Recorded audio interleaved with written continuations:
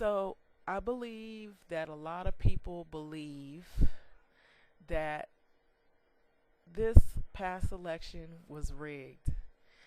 And some people don't really feel like their vote counted because look who is in office, Donald Trump. And there was a big disappointment with some people because they feel like Donald Trump is not really going to work for the people. He's more going to work for people who are more privileged or more wealthier, people who are rich, people who are far removed from communities. They're more about themselves and they're narcissistic and conservative, alt-right, racist, and they lack unity among just general populations of people, and they lack compassion. So I feel like I've heard these things from just community people, like people, just in passing, just in the neighborhoods. And I've heard a lot of talk about, the alt-right felt like that now, since that Donald Trump is in office, or he's about to be the person, commander in chief, that if he doesn't do the things that they would feel that he should do by them or their standards in terms of the white supremacist class or white elite or white right-wing conservatives, that they will revolt against him. So I'm hearing there's some dissent with the people who put him or endorsed him and put him in office. So it does appear to seem as though that the votes don't count and that they've been rigged. Before it felt like the votes did count because we had Obama, and then there was this feeling among black voters that Obama didn't do enough for the black community because of reparation issues, that we didn't get our just due as black people or as a whole, that he could have did more to reach out to the black community, and there's still a lot of holes that have not been filled in terms of unity and economics and advancement for colored people. And so I feel like a lot of people just in general feel like a lot of politicians are not honest. They don't tell the truth. They just stroke egos. What I have noticed is that if it's a social group, they go to those areas and they try to appease to you, stroke your ego, and they try to make you feel as though they're going to do the things that you would require in your community or hope would be done to better or advance your community or your people. So there is a lot that isn't done once people are elected and they get in office, or it's not enough that should be done to advance communities and build up communities and uplift people of color or minority groups. If you're from like a particular social group, a politician will probably attend your church, or he'll attend a school function in your community to try to get you to vote for them. And a lot of times they gravitate to people like of large numbers. Like if it's a large Hispanic community, they try to stroke your ego, say the things that you want to hear, things that might appeal to your culture. Maybe go to your parties or your functions or something to try to get you to vote for them. And then when you vote for them, the things that you want done, it just doesn't seem like they may not do all of it, or they do half of it, or they don't do any of it. And I believe with this candidate, Donald Trump, he's more for the right wing or the conservative, the wealthy, the more upper class, elite whites, and racist whites, of course. And so he has built the following around that, and that's who has elected him in office and endorsed him. So now the fear in terms of their class is that he won't appease to them. He won't really do the things that they would hope that he would do in order to, I guess, bring out their people, or uplift their people, or bring them to the forefront.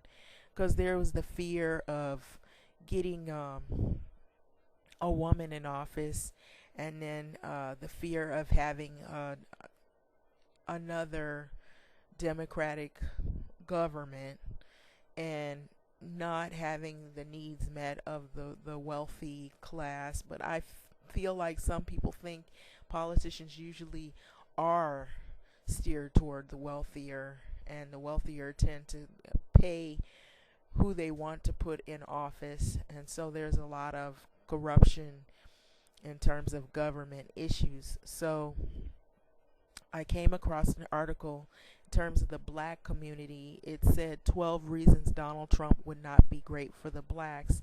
And for one thing, he calls us the blacks. And so I'm just going to briefly read over it. I will read a few things here. It says Donald Trump has an interesting ongoing saga when it comes to his relationship with the blacks. It has been a rocky relationship for decades, despite his confidence that black people like Ben Carson love him. Trump claimed on August the 20th that he will get 95% of the black vote, and when he runs for re-election in 2020 and in January, he declared, "I will be great for African Americans," but will he really though? Trump has faced criticism when he initially failed to denounce the KKK after former leader David Duke endorsed him for presidency. His initial reaction to Duke's endorsement and his flippant dismissal of that reaction later on is proof that he would have the interest of people of color very high, or he would not have the interest of people in color very high on his priority list as commander-in-chief. Of course, in addition to Carson, Trump has many black supporters, including former Apprentice contestant Omar Rosa. While the supporters are certainly entitled to vote for or endorse whomever, perhaps it's time to break down some of the things that suggest that Donald Trump wouldn't be great for black people. Number one, he was once sued by the Justice Department for racial discrimination. In 1973, while serving as president of Donald Trump Management Corporation, Trump was accused of allegedly discriminating against black people whom were trying to rent apartments in his buildings in Queens, Brooklyn, and Staten Island. The Justice Department sued the company for lying to black prospective renters about the availability of apartments and giving them different lease terms and conditions than white tenants. Okay? So, and while Trump dismissed the accusations countersuing the Justice Department for defamation to the tune of $100 million, his company was sued again in 1978 for violating conditions in a settlement from the first case by continuing to discriminate against blacks. Number two, he placed a racially charged full-page newspaper ad calling for the return of the death penalty in New York. Now, this had to do with the Central Park Five, the teen boys that were wrongly accused and imprisoned of a rape of a Central Park jogger. I'll let you look at the article. You can read the rest of it.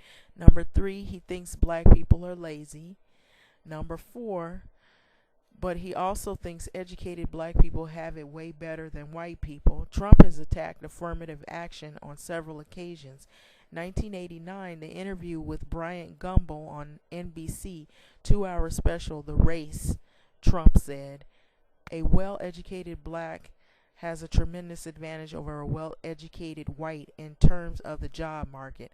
I think sometimes a black may think they don't have an advantage or this and that. I've said on one occasion, even about myself, if I were starting off today, I would have loved to be a well-educated black because I believe they do have an actual advantage." Okay, bruh, like that. Okay, number five, he's antagonistic toward the Black Lives Matter movement. So he talks about that. Number six, he doesn't call out some of his supporters for the blatant racism. So Besides dragging his feet in disavowing David Duke and the white supremacy as a whole, Trump has been pretty conspicuous about failing to call out some elements of his core supporters who are quite obviously racist. So he has some supporters that are racist, and he doesn't say anything about them. Number 7, there was a tweet that he left. Donald Trump, J. Trump, sadly, because President Obama has done such a poor job as the president, you won't see another black president for generations. That was Donald Trump's tweet. Okay. It was left November 2014 on the 25th at 12:15 a.m. Number 8, a reminder, in other words, his stance on Muslim and immigration would affect millions of black people as well. Donald Trump has said some pretty awful things about Latinos, especially Mexicans and Muslims, over the last several months.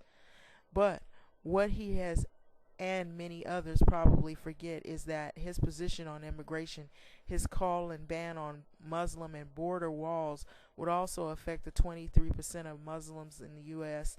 who are black. And there are approximately 11 million undocumented immigrants living in America. According to the Pew Research Center, 16% of those undocumented immigrants are black. Some are Afro-Latinos and African and Caribbean and West Indian. Okay, number 9, he thinks slavery era was a good time in America.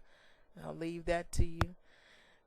Case in point. 10, he has a condescending and false perception of the average black person in America. Number 11, continues to dismiss the reality of police brutality. Number 12, he has been endorsed and supported by white supremacists, David Duke, and a number of other white supremacist voters. There's a William Johnson of Carolina delegate, and then there's a number of other people. So that should give you an idea of the background of Donald Trump. So any of you who feel like Donald Trump is for black people, you might want to look at this article, and you might want to read it to its entirety.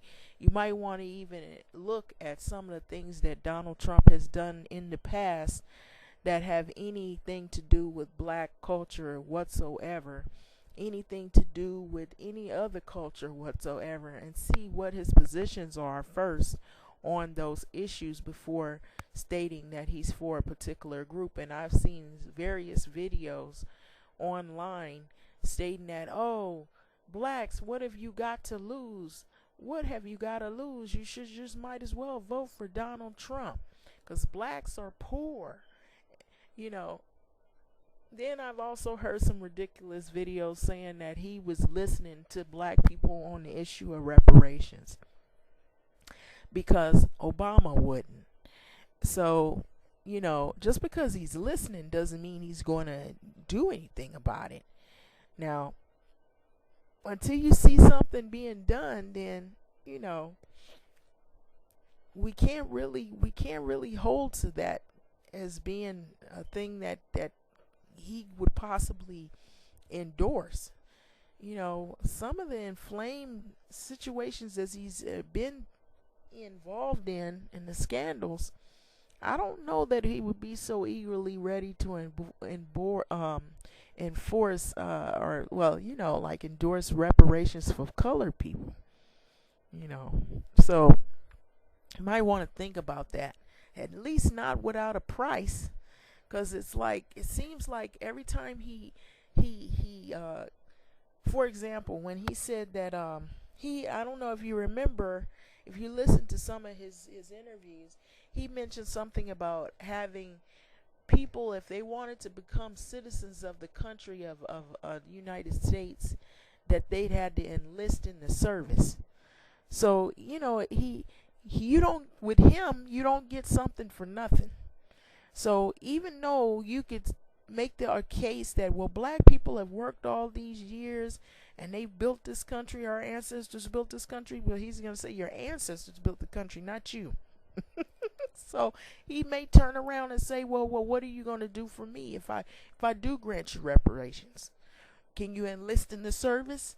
And Anything. You don't know. With him, you never know what you're going to get. But a lot of people feel like their votes have been rigged and that the election is an illusion and that there is a lot of corruption. And I wouldn't doubt that. But anyway, that's my thoughts or my take on that whole issue. What are your thoughts?